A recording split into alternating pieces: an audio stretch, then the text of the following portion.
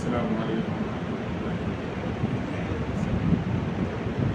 الحمد لله نحمده ونستعينه ونستغفره ونؤمن به ونتوكل عليه ونعوذ بالله من شرور انفسنا ومن سيئات اعمالنا من يهده الله فلا مضل له ومن يضلل فلا هادي له ونشهد ان لا اله الا الله وحده لا شريك له ونشهد أن سيدنا مولانا محمد عبده ورسوله صلى الله تعالى عليه وعلى آله وأصحابه أجمعين أما بعد.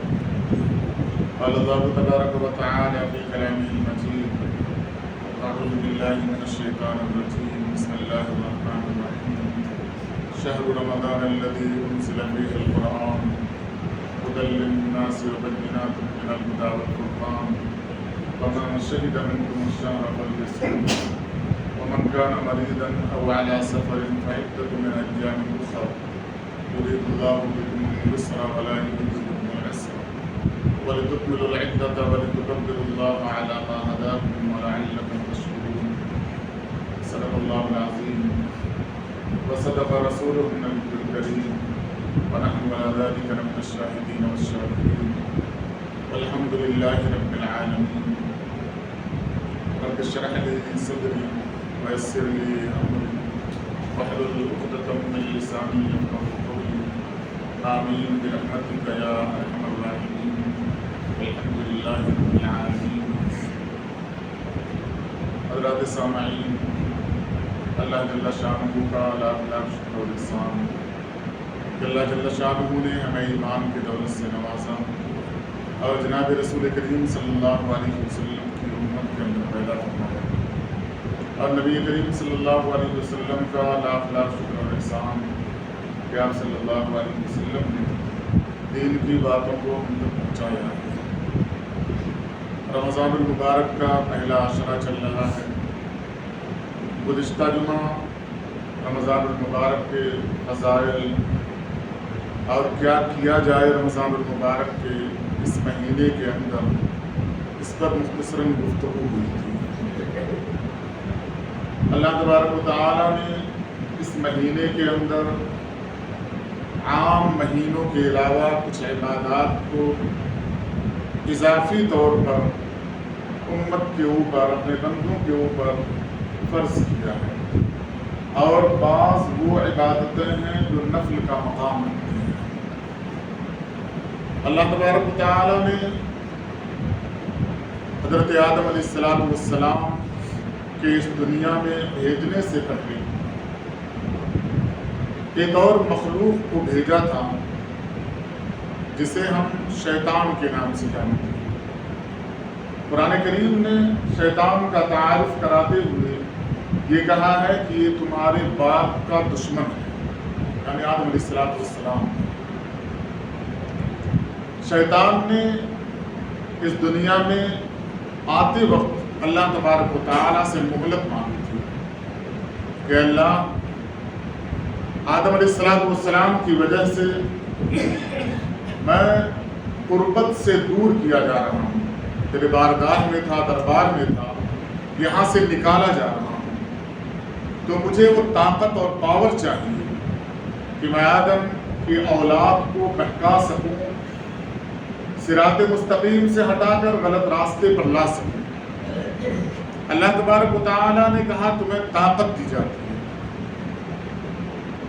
بہت طاقت اللہ تبارک و تعالیٰ نے دی کہ وہ انسان کے خون کے ساتھ گردش کر سکتا ہے. اللہ تبارک و تعالیٰ نے فرمایا لیکن میرے کچھ بندے ایسے ہیں جن پر تمہارا زور نہیں چل سکتا. لیکن قرآن نے بتایا کہ وہ بندے جن پر شیطان کا زور نہیں چل سکتا وہ بہت مختصر ہیں، قلیل ہیں، بہت کم ہیں. آدم ابھی دنیا کے اندر آنے والے ہیں، بہکانے والی ٹیم، غلط راستے پر لانے والی ٹیم پہلے دنیا کے اندر موجود ہے. اور آدم علیہ السلام کے خمیر کے اندر جو چیزیں داخل کی گئی تھی، جن چیزوں کو شامل کر کے نسل انسانی کو اللہ تبارک و تعالیٰ نے بنایا ہے،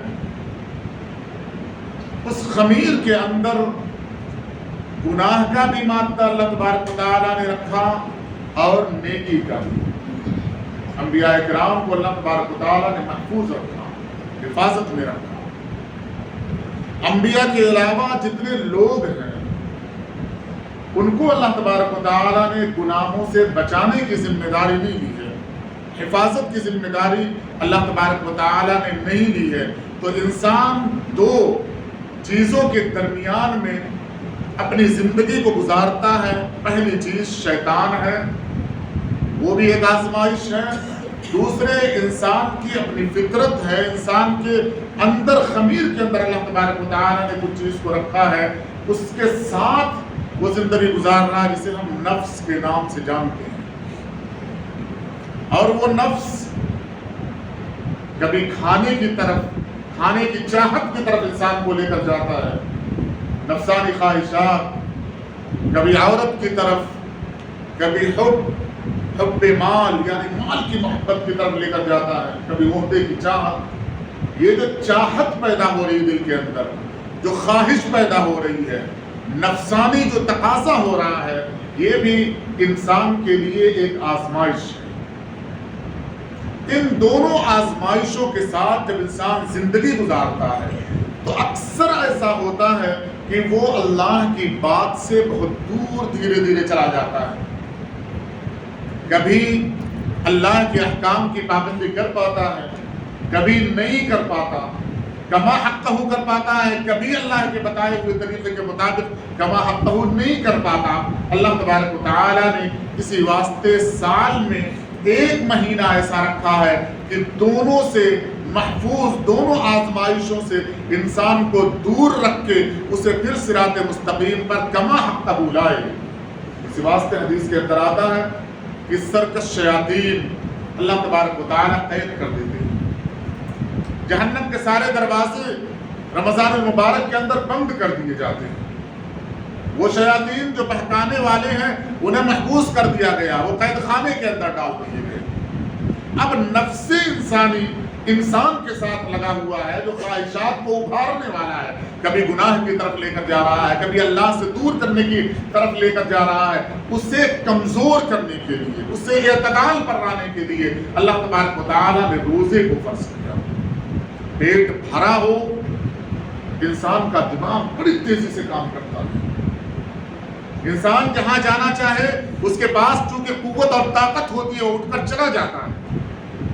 اللہ تبارک و تعالیٰ نے روزے کو فرض کیا تھا صبح صادق سے لے کر غروب آفتاب تک وہ چیزیں جو تمہارے لیے حلال تھی اب حرام ہو جائیں گی. کھانا، پانی، بیوی سے ملاقات. اب کب تمہیں کھانا ہے؟ سورج غروب ہو جائے گا، میرا حکم آ جائے گا، اب کھانا ہے. کم سونا ہے دیگر مہینوں کے اعتبار سے. اسی واسطے 17 رکعات جو نماز تھی عشاء کی، اس کے اوپر اور نماز کو فرض کیا، سنت کیا. اللہ کے نبی صلی اللہ علیہ وسلم اور صحابہ کرام کا عمل رہا. اس کے علاوہ فرمایا رات میں سحری کے لیے اٹھنا، تہجد کی نماز کی پابندی کرنا. جو دن 24 گھنٹے کا تھا، جو معمولات تھے، ان معمولات سے تھوڑا سا بڑھا کر اللہ تبارک و تعالیٰ نے معمولات کو متعین کیا تاکہ انسان کم کھائے، کم سوئے، زیادہ جگے، زیادہ احساس پیدا ہو. نفس بہت زیادہ کمزور ہو جائے گا تو شیطان تو محبوس ہے، قید کیا ہوا ہے، وہ بہکانے کے لیے نہیں آ رہا ہے. نفس جو خود اندر سے بہکا رہا تھا وہ خود سویا ہوا ہے، کمزور ہے، اب نیکی کا جو مادہ ہے ابھر کر آئے گا۔ انسان کے پاس بہت زیادہ مواقع ہوں گے، کوئی روکنے والا نہیں ہوگا۔ یوں 1 مہینہ جب گزر جائے گا، یہ بندہ ٹرینڈ ہو جائے گا، تو آگے کے مہینے میں جو رکاوٹیں آنے والی ہے اس سے محفوظ رہ سکتا ہے۔ لیکن صورتحال بالکل الگ ہو جائے گی۔ قرآن کریم کا مطالعہ کریں، اللہ کے نبی صلی اللہ علیہ وسلم کی جو سیرت ہے اسے بھی اللہ تبارک و تعالیٰ نے محفوظ کیا ہے حدیث کی شکل میں۔ قرآن اور حدیث 2 بنیادی چیزیں ہیں، اگر دونوں میں سے کسی ایک کو چھوڑ دیا جائے تو ہم شریعت کے مقاصد کو سمجھ نہیں سکتے۔ شریعت کیا چاہتی ہے، کیسے ہمیں اعمال کرنے کا حکم دیتی ہے، ہم اسے سمجھ نہیں پاتے۔ روزہ جس وقت فرض ہو رہا ہے اس وقت کے حالات، گزشتہ جمعہ میں نے اس پر تھوڑا سا روشنی ڈالی تھی کہ روزہ جس وقت فرض ہو رہا ہے اس وقت صحابہ کرام کی مالی حالت کیا تھی، معاشرے کے اندر کیا کیفیات چل رہی تھی، صحابہ کتنا کماتے تھے، کتنا رکھتے تھے، ان کے پاس کیا تھا۔ اگر ہم سیرت کا مطالعہ کریں، صحابہ کرام کی سیرتوں کا مطالعہ کریں تو ہمیں بہت اچھے طریقے سے پتہ چل جائے گا کہ رمضان گزارنا کیسے ہے، اللہ کی مرضی کیا ہے، صحابہ کرام کیسے گزارا کرتے تھے، وہ مقاصد جو حاصل ہونے والے ہیں رمضان سے وہ کیسے حاصل ہوں گے، بآسانی سمجھ میں آ جائے گا۔ لیکن ہم ان تاریخوں کو بھلا بیٹھتے ہیں، قرآن کریم پڑھ لیتے ہیں، سمجھنا نہیں چاہتے۔ آپ صلی اللہ علیہ وسلم کی سیرت کے وہ پہلو، پیدائش کب ہوئی، وفات کب ہوئی، جنگ کے اندر گئے، چند چیزیں ہمیں معلوم ہوتی ہیں، بہت ساری چیزوں سے ہم ناواقف ہوتے ہیں جس کی وجہ سے شریعت کے احکامات کا کما حقہ علم یا فہم، سمجھ ہم تک نہیں رسائی نہیں ہو پاتی ہے۔ تو آپ حالات دیکھیں، غربت کا ماحول، اور تصور کیا دیا جا رہا ہے کہ جب نفس کمزور ہو جائے گا، کم کھانے کی وجہ سے، کم سونے کی وجہ سے، نفس پر جب تمہارا کنٹرول ہو جائے گا تو اندرونی کیفیت کے اندر جو نکھار آئے گی اسی کا نام اللہ تبارک و تعالیٰ نے بتایا تقوی، پرہیزگاری۔ اس طریقے سے اللہ تبارک و تعالیٰ نے عبادات کو فرض کیا تھا، نماز پڑھو، کھڑے ہو جاؤ، تھوڑی دیر کے بعد جھک جاؤ جسے رکوع کہا جاتا ہے، تھوڑی دیر کے بعد سجدے میں چلے جاؤ، پھر اتحیات کے لیے بیٹھو، پھر کھڑے ہو۔ یہ اعمال ہیں جو دکھائی دیتے ہیں۔ اللہ تبارک و تعالیٰ نے فرمایا جو دکھائی دینے والے اعمال ہیں وہ ہے نماز، اور اس سے حاصل ہونے والا جو مقصد ہے وہ ہے پرہیزگاری۔ وہ دکھائی نہیں دیتی، لیکن وہ اندرونی کیفیت بنے گی کیسے، جب یہ ظاہری اعمال اللہ کے نبی صلی اللہ علیہ وسلم کے بتائے ہوئے طریقے کے مطابق ہوں۔ فرمایا کھڑے ہوں تو یہ تصور کریں کہ میں اللہ کو دیکھ رہا ہوں۔ کہا یہ نماز کی کیفیت ہونی چاہیے، ظاہری اعمال دکھائی دیں گے لیکن تمہارے آنکھوں کے تصورات سے اللہ دکھائی دے، یہ کسی کو دکھائی نہیں دے گا، یہ تمہیں خود محسوس ہوگا۔ فرمایا اللہ کے نبی صلی اللہ علیہ وسلم نے جب نماز کے لیے کھڑے ہو، یہ اللہ کا حکم ہے کہ تم تصور کرو میں اللہ کو دیکھ رہا ہوں۔ اور اللہ تبارک و تعالیٰ نے فرمایا کہ انسان کے بس سے باہر کی کوئی چیز شریعت کے اندر نہیں ہے، یعنی اگر انسان چاہے اپنے اندرونی کیفیات کو تبدیل کرے اور جا نماز پر کھڑا ہو یہ تصور کرے کہ میں اللہ کو دیکھ رہا ہوں تو وہ اللہ کو دیکھے گا، کیونکہ یہ حدیث ہے اور اسے دیکھنا چاہیے۔ اگر نہیں دکھ رہا ہے، اللہ کے نبی صلی اللہ علیہ وسلم نے فرمایا ایک دوسرا درجہ ہے نماز کے پڑھنے کے لیے، یہ تصور بہرحال تمہارے اندر آنا چاہیے کہ اللہ تمہیں دیکھ رہا ہے۔ ان دونوں تصورات سے ہٹ کر اگر نماز کی نیت باندھی گئی ہے تو نماز کے اعمال ادا ہوں گے لیکن اس کے مقاصد سے کوئی فائدہ ہونے والا نہیں۔ میں اللہ کو دیکھ رہا ہوں، نماز سے فائدہ ہوگا، کیا فائدہ ہوگا؟ فحشاء اور منکر سے یہ نماز روک دے گی، گناہوں سے روک دے گی، یہ متقی بنا دے گی، پرہیزگار بنا دے گی۔ یہ نماز میرے لیے آپ کے لیے معراج ہو جائے گی، اللہ کے نبی صلی اللہ علیہ وسلم نے فرمایا یہ کیفیت نہ پیدا ہو، کم سے کم درجے میں یہ کیفیت پیدا ہو کہ اللہ مجھے دیکھ رہا ہے۔ اگر ان دونوں تصورات کے ساتھ نماز کی عبادت ہو رہی ہے تو ظاہری اعمال جیسے درست ہو رہے ہیں ایسے ہی باطنی اعمال درست ہو جائیں۔ اگر یہ کیفیت، یہ دونوں صورتیں نماز سے پہلے امکانی سطح پر نہیں آ پا رہی ہیں، اس کا مطلب دل کی کیفیت بدل نہیں رہی ہے۔ اللہ کے نبی صلی اللہ علیہ وسلم نے فرمایا مجھے کیوں بھیجا گیا ہے، مجھے دنیا کے اندر جو بھیجا گیا اس کے مقاصد کیا؟ وَيُزَكِّيهِمْ وَيُعَلِّمُهُمُ الْكِتَابَ وَالْحِكْمَةَ، اندرونی کیفیت، اندرونی تزکیہ کے لیے، اندر بنانے کے لیے مجھے بھیجا گیا ہے۔ ظاہری اعمال ہوں گے، قرآن کریم کی تلاوت ہوگی، اس کی تعلیم ہوگی، اور اندرونی کیفیت سنور جائے، دل بہتر ہو جائے، اس واسطے مجھے دنیا کے اندر بھیجا گیا ہے۔ اللہ کے نبی صلی اللہ علیہ وسلم کی پیدائش کا یہ بھی ایک مقصد ہے۔ صحابہ کرام کو حکم دیا جا رہا ہے روزہ رکھو، شیطان بند ہو چکا ہے، قید ہو چکا ہے، وہ تمہیں بہکانے آنے والا نہیں ہے۔ جہنم کے سارے دروازے بند ہو گئے ہیں، یعنی یہ تصور دیا جا رہا ہے تمہیں جہنم میں نہیں جانا ہے، اور جنت کے سارے دروازے کھول دیے گئے ہیں۔ ایک منادی اعلان کر رہا ہے کہ نیکی کی خواہش رکھنے والے آگے بڑھ اور اعمال کر تاکہ جنت کے اندر داخل ہو جا، کیونکہ جنت کے سارے دروازے کھلے ہوئے ہیں۔ اللہ خود بنفس نفیس آسمان دنیا پر آ کر اعلان کروا رہا ہے۔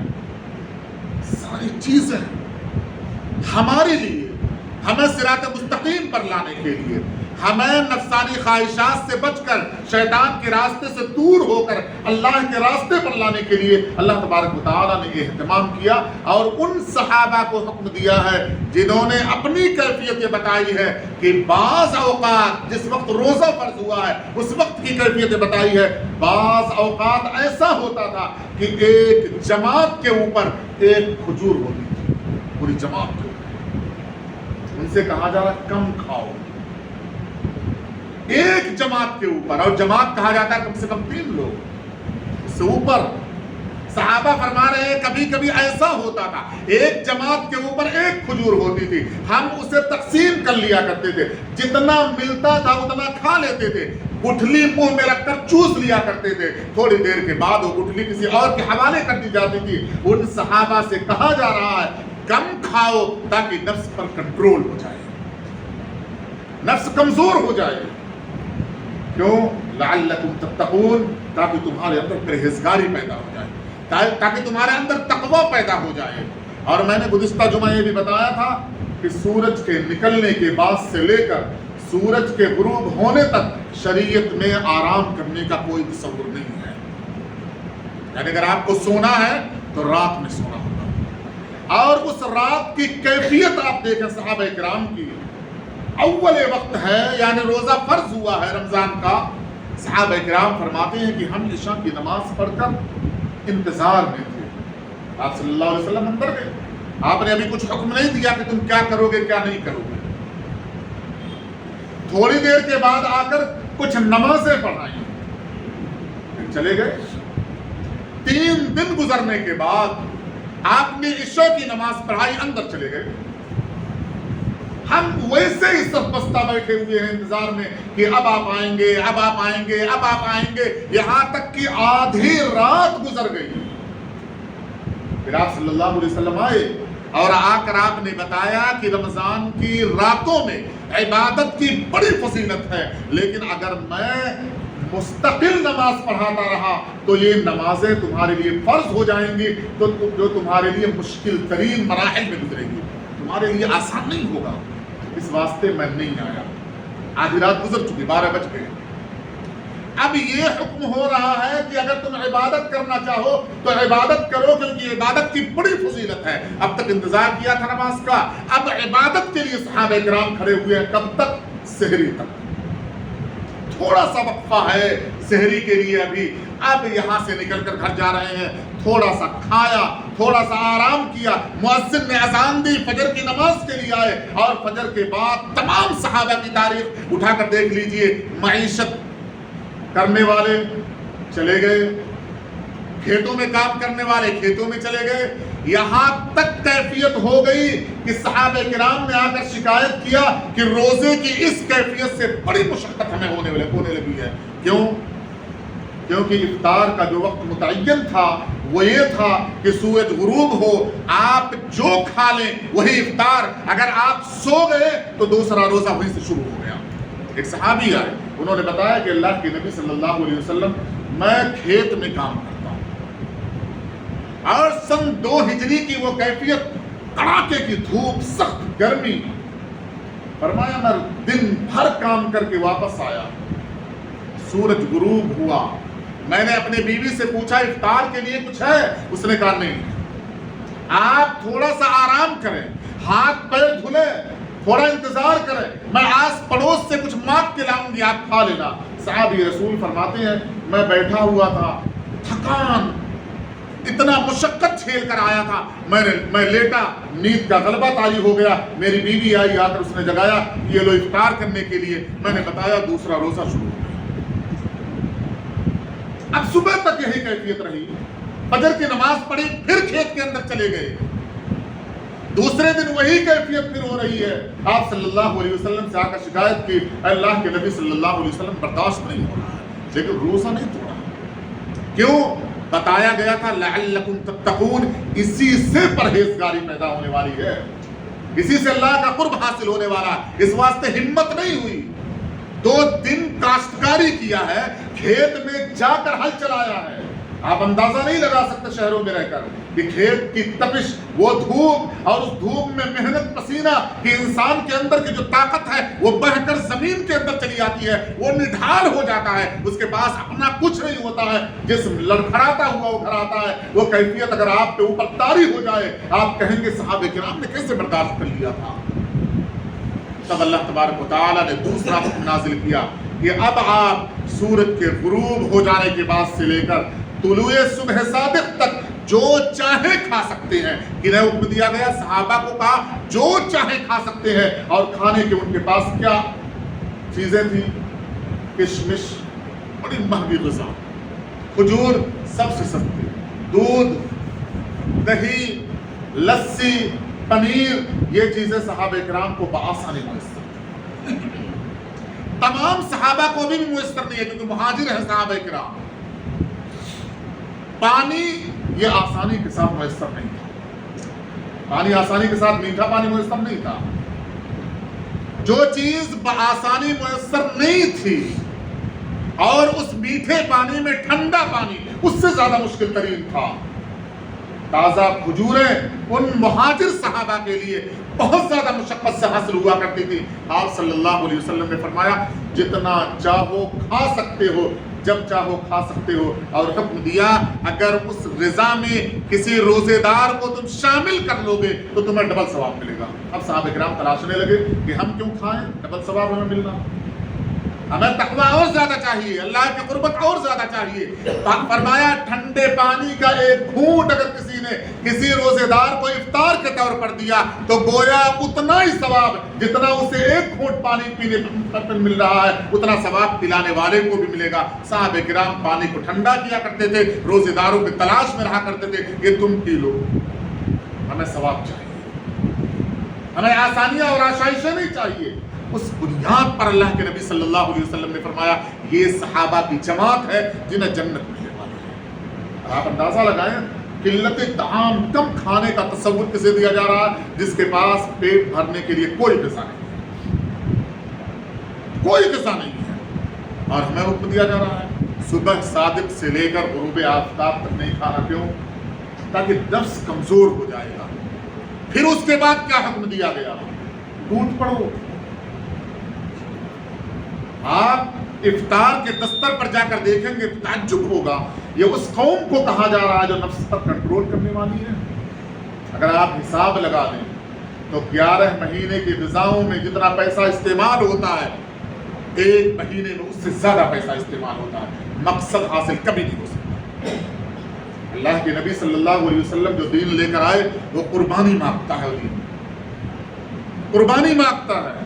اور قربانی جب تک نہیں آئے گی، جب تک وہ جذبہ نہیں آئے گا، صحابہ کرام کی وہ کیفیات جو ان کے اندر خود سے نہیں آئی تھی، جو انہوں نے کمایا تھا، انہوں نے بنایا تھا، ہمیں وہ کیفیت بنانی پڑے گی، کمانی پڑے گی، تب وہ کیفیت آئے گی، اللہ کی وہ رحمت آئے گی۔ اللہ کے نبی صلی اللہ علیہ وسلم نے فرمایا روزے دار کو بڑی خوشی ہوتی ہے، کب؟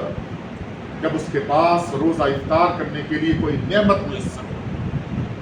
اور نعمت کیا کہا گیا؟ پانی کا گھونٹ بھی نعمت ہے، لسی کا ایک گھونٹ نعمت ہے، تازہ کھجور، سوکھی کھجور نہ مل پائے تو پانی کا ایک چلو۔ اللہ کے نبی صلی اللہ علیہ وسلم نے فرمایا یہ نعمت ہے۔ نعمت اس واسطے کہا کہ اسی نعمت کا اللہ تبارک و تعالیٰ سوال نہیں کرے گا۔ نعمتوں کا تصور اسی واسطے دیا کہ اس کے بارے میں سوال کیا جائے گا، پوچھا جائے گا کہ ان نعمتوں کا تم نے شکر ادا کیا تھا یا نہیں کیا تھا۔ اور خالی پیٹ مطالبہ کرتا ہے کہ اندر آنے کے لیے بہت ہی آسانی کے ساتھ کوئی چیز آئے، خالی پیٹ جس کو ہضم کر سکے، جس کو قبول کر سکے، جس وزن کو برداشت کر سکے، یہ تصور صحابہ کرام نے دیا ہے، آپ صلی اللہ علیہ وسلم نے دیا ہے، وہ تصورات نہیں آ پائے۔ کہا کم سونا، آج مسلمانوں کی تاریخ اٹھا کر دیکھ لیں، نماز پڑھ لیں گے، تہجد پڑھ لیں گے، لیکن سونے کے جو گھنٹے ہیں ان گھنٹوں میں اضافہ ہو جائے گا۔ دن میں فجر کے بعد سوئیں گے، ظہر میں اٹھیں گے، کھانا اتنا کھا لیں گے جتنا رمضان میں نہیں کھاتے۔ پھر رمضان کے بعد کی جو کیفیت ہوتی ہے رمضان سے جو پہلے کی کیفیت ہے وہی ہو جاتی ہے۔ پھر پوسٹر لگتا ہے وہ نمازی کہاں چلے گئے جو رمضان میں آتے تھے؟ بھائی وہ نمازی نہیں تھے، وہ نمازی نہیں تھے، وہ عبادت گزار نہیں تھے، ایک ماحول چلا تھا، دیکھ دیکھ کر لوگ تصور کیا کرتے تھے اگر میں نہیں عبادت کے لیے جاؤں گا، لوگ کہیں گے تم مسلمان ہو، عبادت کے لیے نہیں جاتے، تم روزہ نہیں رکھتے، تم مسلمان ہو۔ اس شرمندگی سے بچنے کے لیے، اپنے آپ کو کسی کے سامنے شرمندہ نہ کرنا پڑے، اس سے بچانے کے لیے ہم آیا کرتے تھے، ورنہ وہ مقاصد حاصل ہو جاتے جو صحابہ کرام کو حاصل ہے، تو وہ چیزیں اپنائی جائیں جو آپ صلی اللہ علیہ وسلم نے ہمیں حکم دیا تھا۔ کب سے روزہ رکھا جائے، کب تک روزہ رکھا جائے، کیا کھایا جائے، کتنا کھایا جائے، کیا پڑھا جائے، کتنا پڑھا جائے، کب سویا جائے، کتنا سویا جائے۔ آپ اگر دیکھیں حدیث اٹھا کر کہ اپنے آپ کو بنانے کے لیے جن چیزوں کی بہت زیادہ ضرورت ہے ان میں 3-4 چیزیں بہت اہمیت کے حامل ہیں۔ پہلا کم کھانا، دوسرا کم سونا، تیسرا کم بولنا۔ یہ 3 چیزیں جس قوم کے پاس آ جائیں گی وہ قوم اللہ کی بڑی قریبی ہو جائے گی۔ کم کھائے، کم سوئے، کم بات کرے۔ اگر ہم پوری قوم کا موازنہ کریں اپنی تو تینوں چیزیں کثرت سے پائی جاتی ہیں مسلمانوں میں۔ یہ زیادہ کھائے، زیادہ سوئے، زیادہ بات۔ آپ صلی اللہ علیہ وسلم نے فرمایا جب روزے کی کیفیت ہو، آخری بات، جب روزے کی کیفیت ہو اور تم سے کوئی گفتگو کر رہا، اس گفتگو میں اگر اس کا لہجہ سخت ہونے لگے تو تنبیہ کا راستہ بتایا گیا، اس کے سخت لہجے پہ تم سخت ہو جاؤ، میں سخت ہو جاؤں، اس سے بچایا گیا۔ کہا جب سامنے والا آپے سے باہر ہونے لگے، غصے کی کیفیت میں آنے لگے تو اس سے بتاؤ کہ میں روزے سے ہوں، اور یہ جملہ اتنا آسانی کے ساتھ بتاؤ تاکہ اس کا وجود لرز جائے، وہ کانپ جائے کہ میں کیا کر رہا تھا، یہ کیا کہہ رہا ہے۔ اسے بتاؤ میں روزے سے ہوں، اور اگر وہ نہیں مانتا تو اس سے بتاؤ اللہ کی امان میں ہوں، اللہ نے مجھے حکم نہیں دیا ہے کہ تم غصے سے ہو میں غصے سے ہو جاؤ، تم گالی دو میں گالی دو، یہ مجھے اجازت نہیں دیتی ہے شریعت، یہ اللہ تبارک و تعالیٰ اس بات کی اجازت نہیں دیتا ہے کہ ایک آدمی غصے میں آئے میں غصے میں آؤں۔ یہ تربیت کے وہ پہلو ہیں جسے اسلام بتا رہا ہے کہ کوئی غلط راستے پر جا رہا ہے تو آپ آسانی کے ساتھ اسے کیسے سمجھا سکتے ہیں کہ آپ نرم لہجہ اپنائیں، اپنے چہرے کے بگاڑ کو آپ ختم کریں، مسکراہٹ لائیں اور اس سے بتائیں یوں غصے کی کیفیت میں آنے کی ضرورت نہیں ہے، میں روزے سے ہوں۔ اگر یہ کیفیت پیدا ہو جائے گی تو معاشرہ بڑی آسانی کے ساتھ اصلاح کے راستے پر آئے گا۔ اللہ تبارک و تعالیٰ سے دعا ہے اللہ عمل کی توفیق